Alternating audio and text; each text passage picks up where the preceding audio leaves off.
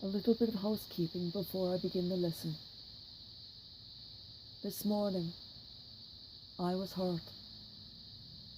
I have herniated a disc, at least one disc, in my spine. I will be going to the hospital as soon as I finish these recordings.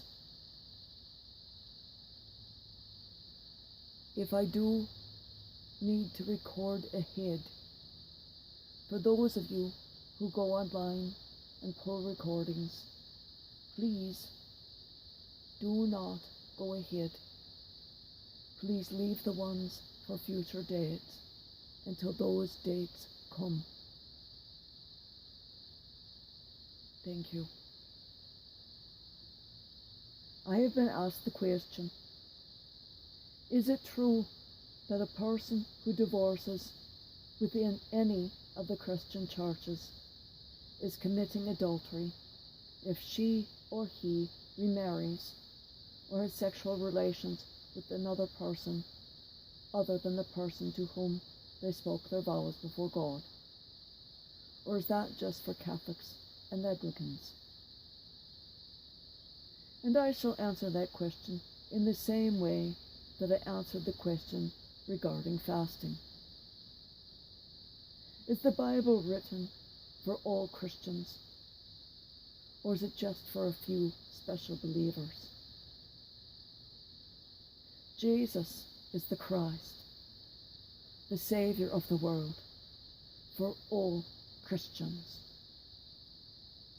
There is one set of rules, one set of laws, one set of commandments, one set of teachings for all Christians, and thus one Bible. So if you divorce another, you bear the adultery of your acts, but also theirs, for you caused all of their unions to be adulterous. You bear the sins for both parties, as you have caused the event which resulted in the union being broken. Thus the adultery is all yours. Notice how the gospel is written. Jesus puts the onus on the man divorcing the wife for her acts. If you have any questions. So yes, if you divorce, which is a legal, civil process, you are still morally, religiously married to that one person in the eyes of God. Every sexual act with any other person is therefore adulterous, bar none.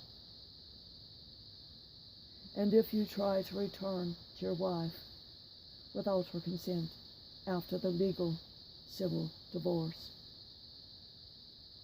it would be legal, moral, and religious rape.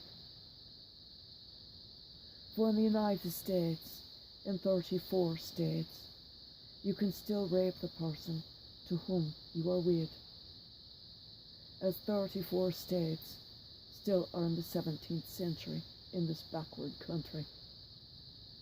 They don't have the right to say no. Love is the rule. If you wish to morally and religiously terminate a marital union, you must be annulled by an ecclesiastical or church or tribunal court, which exist in every Protestant, Catholic, and Anglican church. Only if, after reviewing the marriage, it is found to be non-sacramental, that is, it was not a sacrament at the time that it was performed, would you be released from the sacred contract. That is why the ceremony is required to have the words. Marriage is not a contract which should be entered into quickly, under false pretenses, or without due cause. This is a contract with and before God. This is a contract for life.